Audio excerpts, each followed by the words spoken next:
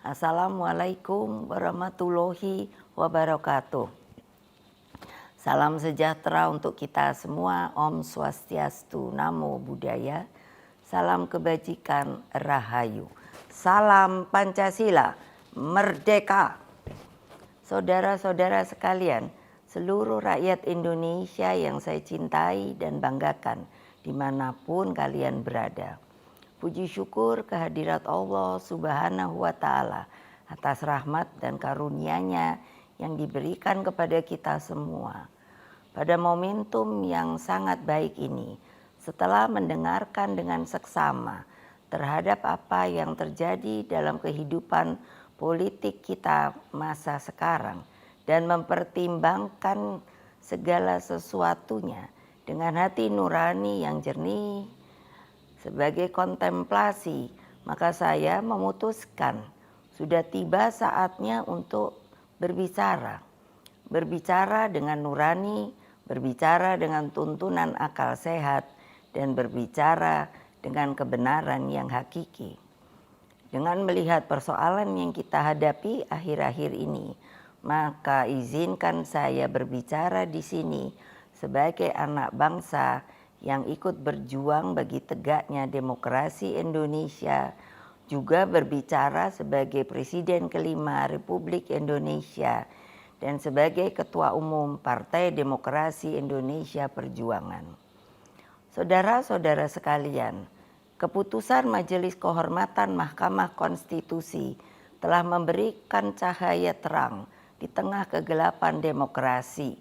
Keputusan MK tersebut menjadi bukti bahwa kekuatan moral, politik kebenaran, dan politik akal sehat tetap berdiri kokoh meski menghadapi rekayasa hukum konstitusi.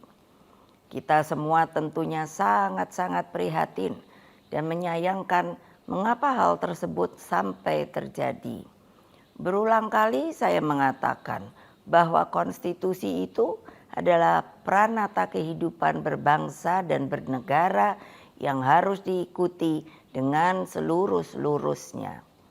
Konstitusi tidak hanya ditaati sebagai sebuah hukum dasar tertulis, namun konstitusi itu harus memiliki roh yang mewakili kehendak, tekad, dan cita-cita tentang bagaimana bangunan tata pemerintahan negara disusun dan dikelola dengan sebaik-baiknya, seperti yang dicita-citakan oleh para pendiri bangsa.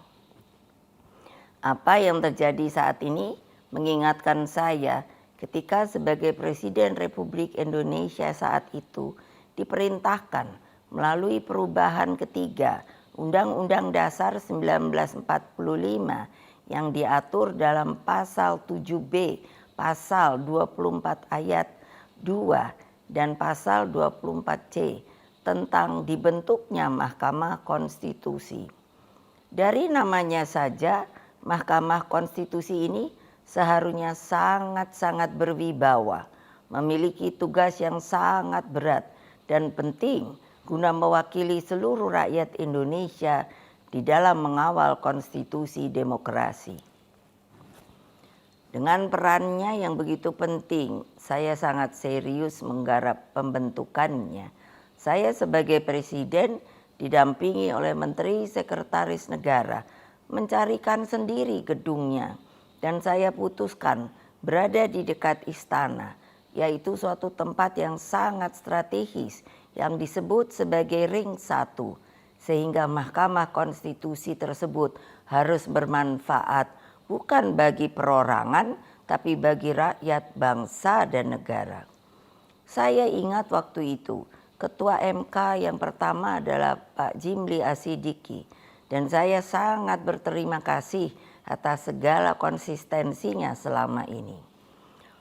Saudara-saudara sekalian, seluruh rakyat Indonesia yang saya cintai dan banggakan, dengan seluruh suasana kebatinan terkait pembentukan MK ini, apa yang menjadi kehendak rakyat melalui reformasi adalah suatu perlawanan terhadap watak dan kultur pemerintahan yang pada waktu itu memang sangat otoriter.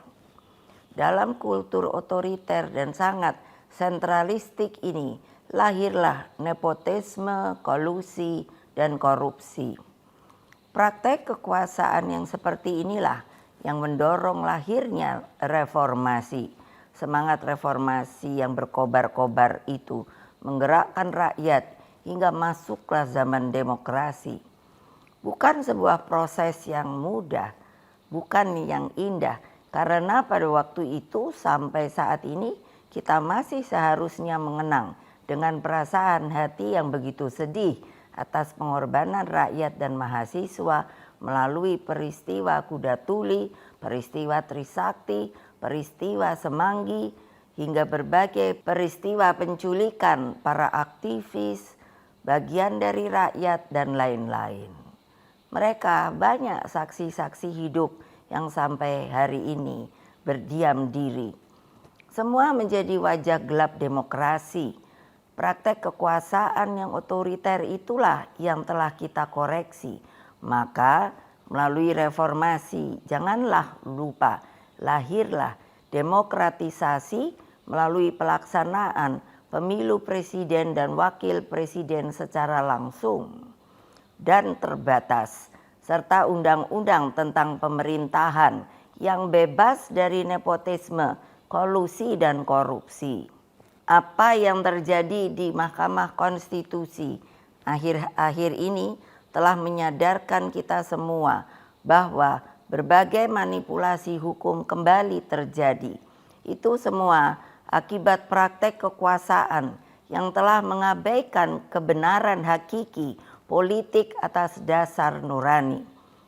Saudara-saudara sekalian, seluruh rakyat Indonesia yang saya cintai dimanapun kalian berada, jangan lupa kita adalah bangsa pejuang. Kita bangsa yang mampu mengatasi berbagai cobaan sejarah. Karena itulah dalam situasi seperti ini, mari kita kawal pemilu 2024 dengan nurani dan sepenuh hati. Kita jadikan pemilu 2024 sebagai momentum untuk mendapatkan pemimpin terbaik yang benar-benar mewakili seluruh kehendak rakyat Indonesia, mengayomi agar Indonesia menjadi bangsa hebat, unggul, dan berdiri di atas kaki sendiri. Rekayasa hukum tidak boleh terjadi lagi. Hukum harus menjadi alat yang menghadirkan kebenaran. Hukum harus menjadi alat mewujudkan keadilan. Hukum harus menjadi alat mengayomi seluruh bangsa dan negara Indonesia. Dengan keadilan inilah kemakmuran pasti akan bisa diwujudkan. Karena itulah terus genggam erat semangat reformasi itu. Jangan lupa terus kawal demokrasi berdasarkan nurani. Jangan takut untuk bersuara, jangan takut untuk berpendapat, selama segala sesuatunya tetap berakar pada kehendak hati rakyat.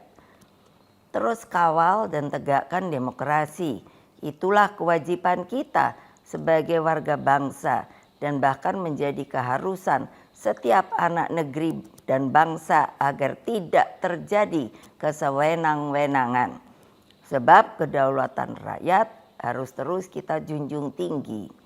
Pemilu yang demokratis, yang jujur, adil, langsung, umum, bebas, dan rahasia harus dijalankan tanpa ada kecuali. Rakyat jangan diintimidasi seperti dulu lagi. Jangan biarkan kecurangan pemilu yang akhir ini terlihat sudah mulai akan terjadi lagi. Gunakan hak pilihmu dengan tuntunan nurani. Semoga Allah yang Maha Kuasa meridui perjuangan kita. Merdeka, merdeka, merdeka. Terima kasih. Wassalamualaikum warahmatullahi wabarakatuh. Om Santi, Santi, Santi Om Rahayu.